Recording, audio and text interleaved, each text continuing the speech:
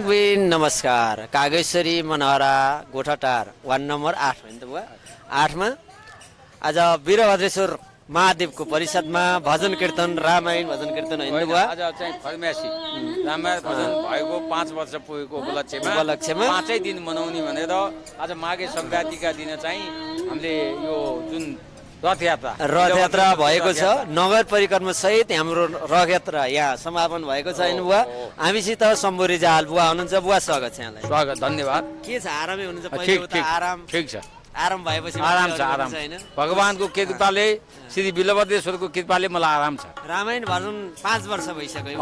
5 वर्ष मैले सञ्चालन गरेको रामायण भजन सञ्चालन गरेको 5 वर्ष पुग्यो। जो मेरो यहाँ एकजना बहिनी आउनुहुन्छ गङ्गा चाहिँ चापागाई र उहाँको बहिनी सरस्वती चापागाईले एबा त्यहाँ रामायण भजन सुरु गर्नु पर्यो भनेर चाहिँ आग्रह गरेपछि मैले ल हुन्छ भनेर आज चाहिँ 5औं वर्ष यो 5 गते 5 वर्ष पुगेर 6 वर्ष लाग्ने हुनाले मैले यसपालि 2081 साल माघ 1 गते मकर सङ्क्रान्तिका दिनदेखि चाहिँ यसलाई होम होमादि भगवानको चाहिँ गरेर होम होमादि भगवानको जप तप गरेर 5 दिन मनाउने चाहिँ मेरो समितिको तर्फबाट र मेरो यो गाउँको सबै दाजुभाइ मलाई सहयोग गर्ने दाजुभाइ मेरा आमा बुबा दाजुभाइ सबै दिदीबहिनीहरूको आग्रहमा मैले 5 दिन गराउन भन्न लागेको छु भनेर मैले आग्रह गरेँ। उहाँहरूले चाहिँ हुन्छ 5 दिन गर्नुहोस् भनेर भन्नुभयो। र त्यसको सुरुवात आज चाहिँ रथयात्राबाट गरेको छु।